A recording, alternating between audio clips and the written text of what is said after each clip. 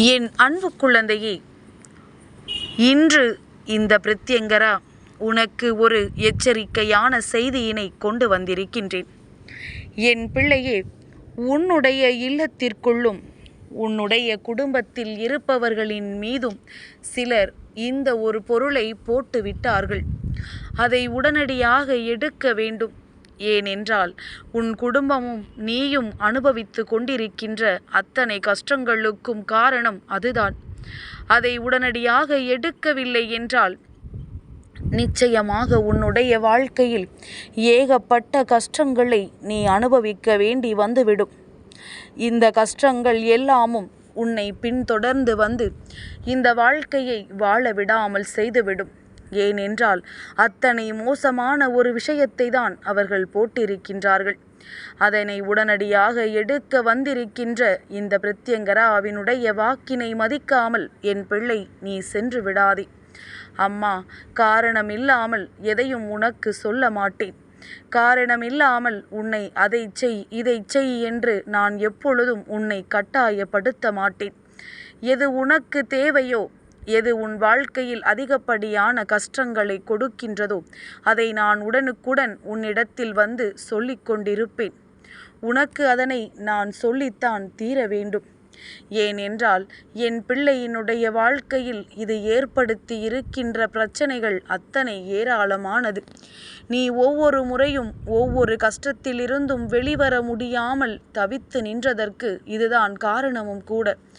என் பிள்ளையே, எந்த ஒரு செயலை செய்தாலும் அதில் உனக்கு வெற்றி கிடைக்காமல் போய்விடுகின்றது. எது நடந்தாலும் அதில் ஏகப்பட்ட குழப்பங்கள். நீ தெளிவாக இருந்தாலும் உன் குடும்பத்தில் இருப்பவர்கள் உன்னை குழப்பி விட்டு விடுகின்றார்கள். இப்படி பிரச்சனைகள் என்று எப்பொழுதும் அதிலேயேதான் மூழ்கி கிடந்து கொண்டிருக்கின்றாய். இதுவெல்லாம் இப்பொழுது சில காலமாக நடந்து கொண்டிருக்கின்ற விஷயங்கள். ஆரம்ப கட்டத்திலிருந்து இப்படி இல்லை. இப்பொழுது சில காலமாகத்தான் உன் குடும்பத்தை இது போன்ற பிரச்சனைகள் ஆட்டி படைத்து கொண்டிருக்கின்றது. உனக்கென்று மட்டுமல்ல, உன்னுடைய குடும்பத்தில் இருக்கின்ற அத்தனை பேருக்கும் இது போன்ற பிரச்சனைகள் வந்து கொண்டே இருக்கின்றது. எப்படி இந்த பிரச்சனைகளிலிருந்து விடுபடுவது என்று தெரியாமல் என் குழந்தை நீ விழிபிதுங்கி நின்று கொண்டிருக்கின்றாய். உன் பிரத்யங்கரா நான் தெரிந்து கொண்டேன் என்ன பிரச்சனை உன் வாழ்க்கையில் இருக்கின்றது, எந்த ஒரு கஷ்டம் உன்னுடைய குடும்பத்தை ஆட்டி படைத்து கொண்டிருக்கிறது என்று. அதற்கான தீர்வும் என்னிடத்தில் நிச்சயமாக இருக்கின்றது. அதனால் உடனடியாக உன்னிடத்தில் அதை சொல்லி உன்னுடைய மனதை தெளிவுபடுத்திவிட வேண்டும். உனக்குள் இருக்கின்ற தேவையற்ற சிந்தனைகளை தெளிவுபடுத்திவிட வேண்டும் என்று உன் தாயானவள் இப்பொழுது வந்திருக்கின்றேன். என் பிள்ளையே, இந்த வாழ்க்கையில் நீ பட்ட அத்தனை கஷ்டங்களுக்கும் காரணமான இந்த விஷயத்தை உடனடியாக எடுக்க வேண்டும் என்றால் அதற்கு முதலில் நீ உன்னுடைய மனதிற்குள் தெளிவோடு என் வாக்கினை கேட்க வேண்டும். அம்மா சொல்வதின் மீது உனக்கு நம்பிக்கை இல்லாமல் இந்த பிரத்யங்கரா எதையோ சொல்லிக் கொண்டிருக்கின்றால் நம் குடும்பத்தின் மீது யார் எதை போட்டுவிடப் போகிறார்கள் என்று நீ நினைப்பாயானால் ஒருபொழுதும் இதற்கு நான் பொறுப்பாக மாட்டேன். என் பிள்ளையே, நான் சொல்கின்ற விஷயம் நீ தெளிவாக செய்ய வேண்டும். நிச்சயமாக இன்று அல்லது நாளை நான் சொல்வது போல உன் குடும்பத்திற்குள் நீ செய்து உன்னுடைய குடும்பத்தையும் உன்னுடைய இல்லத்தையும் நீ காப்பாற்றி கொள்ள வேண்டும். என் பிள்ளையே, சுற்றி நடக்கின்ற பிரச்சனைகள் எல்லாம் நீ நன்கு அறிந்தது. சுற்றி வருகின்ற அத்தனை உண்மைகளும் நீ நன்கு அறிந்தது. ஆனாலும் உனக்கு ஒரு விஷயம் நடக்கும் பொழுது அதில் என்னதால் நடக்கிறது என்பதனை உன்னால் புரிந்து கொள்ள முடியவில்லை. அடுத்தவர்களுக்கு உபதேசம் செய்கின்றாய். அடுத்தவர்கள் வாழ்க்கையில் என்ன நடக்கிறது என்பதனை நீ எடுத்துரைக்கின்றாய். ஆனால் உனக்கு வாழ்க்கையில் ஒரு கஷ்டம் வரும் பொழுது அதை உன்னால் தெளிவுபடுத்த முடியவில்லை. யாருக்கும் அதை உன்னால் எடுத்துச் சொல்லவும் முடியவில்லை. இப்படியெல்லாம் நடக்கிறது என்று நாம் மற்றவர்களிடம் சொன்னால் மற்றவர்களுக்கு நாம் அறிவுரை வழங்கும் பொழுது அவர்கள் நம்மை எப்படி மதிப்பார்கள் என்றுதான் என் பிள்ளை நீ நினைக்கின்றாய். என் தங்கமே, நீ நினைக்கின்ற விஷயங்கள் அத்தனையும் உண்மை. இன்று இந்த தாயானவள் நான் உனக்கு சொல்கின்ற இந்த விஷயத்தை நீ சரியாக புரிந்து கொண்டு இனிமேல் உன் வாழ்க்கையில் நடக்கின்ற ஒவ்வொரு சூழ்நிலைகளையும் நீ சரி செய்து கொள்ள வேண்டும். நீ என்னவெல்லாம் செய்ய போகிறாய், என்ன நடந்தது, எதை போட்டார்கள் என்பதனை இப்பொழுது இந்த பிரத்யங்கரா உனக்கு விளக்கமாக சொல்கின்றேன். என் பிள்ளையே, இந்த வாழ்க்கையில் செய்வினைகள், பில்லி, ஏவல், சூனியம் என்று எத்தனையோ இவர்கள் அடுத்தவர்களின் வாழ்க்கையை அழிக்க செய்கின்றார்கள். பணத்தை கொட்டி கொடுத்து தான் எந்த நிலையில் இருந்தாலும் பரவாயில்லை, அடுத்தவர்கள் வாழ்க்கையை எப்படியாவது அழித்துவிட வேண்டும் என்று இது போன்ற விஷயங்களை எல்லாம் செய்கின்றார்கள். ஆனால் இந்த விஷயங்கள் எல்லாம் உனக்கு உறுதுணையாக இருக்கின்ற தெய்வங்கள் உன் இல்லத்தின் வாசலிலும் உன் இல்லத்திலும் உனக்கு காவலாக நிற்கும் பொழுது எதுவுமே செய்துவிட முடியாது. எப்பேற்பட்ட செய்வினைகளாக இருந்தாலும், எப்பேற்பட்ட ஏவலாக இருந்தாலும் உன் இல்லத்தின் வாசலுக்கு வந்துவிட்டு திரும்பி ஓடிவிடத்தான் வேண்டும். ஏனென்றால் அந்த அளவிற்கு தெய்வத்தினுடைய துணை உனக்கு இருக்கின்றது. அப்படியானால் அதைவிட கொடுமையான விஷயம் என்ன என்றுதானே யோசிக்கின்றாய்? என் பிள்ளையே, இருக்கின்றது. அதுதான் கண் திருஷ்டி. கண் திருஷ்டி என்பது இன்றிருப்பவர்கள் எதற்காகத்தான் ஒருவரை பார்த்து ஏக்கம் கொள்ள வேண்டும் என்றில்லாமல் செய்து கொண்டிருக்கின்றார்கள்.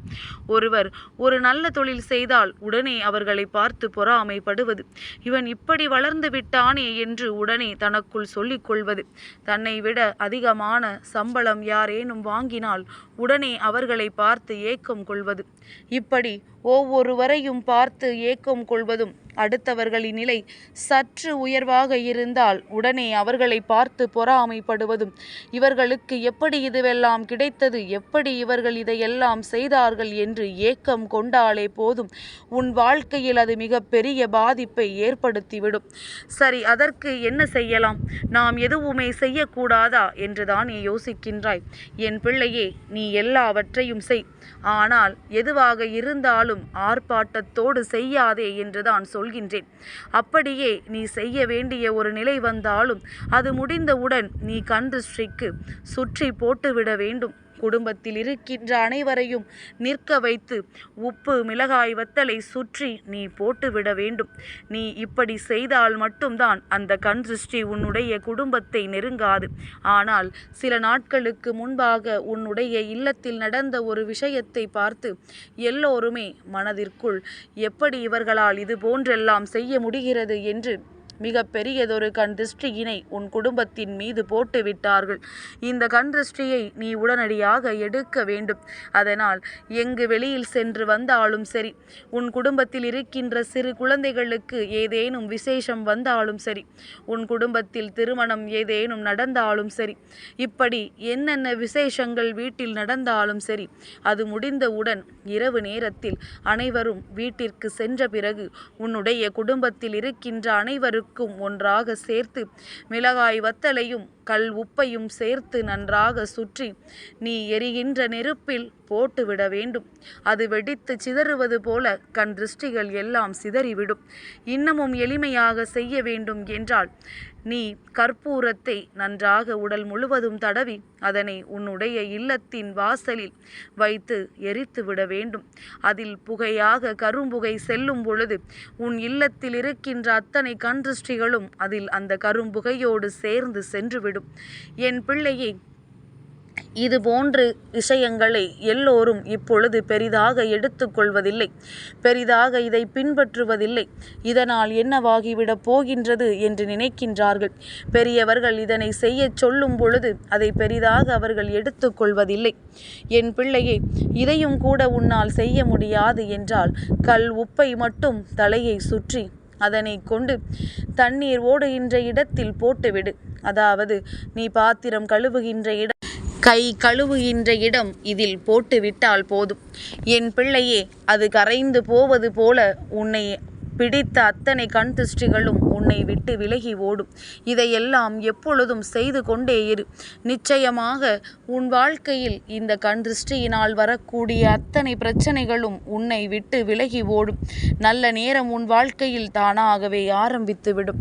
என்ன நடந்தாலும் இது உன் வாழ்க்கையில் உன்னை நிச்சயமாக நல்ல நிலைக்கு அழைத்து செல்லும் என்பதனை நீ மறந்துவிடக்கூடாது. என் பிள்ளையினுடைய வாழ்க்கையின்றிருக்கின்ற சூழ்நிலைகளை கடந்து நல்ல நிலைக்கு வருவதற்காகத்தான் நான் இந்த பிரத்யங்கரா இன்று இதனை உனக்கு தெரிவித்திருக்கின்றேன்.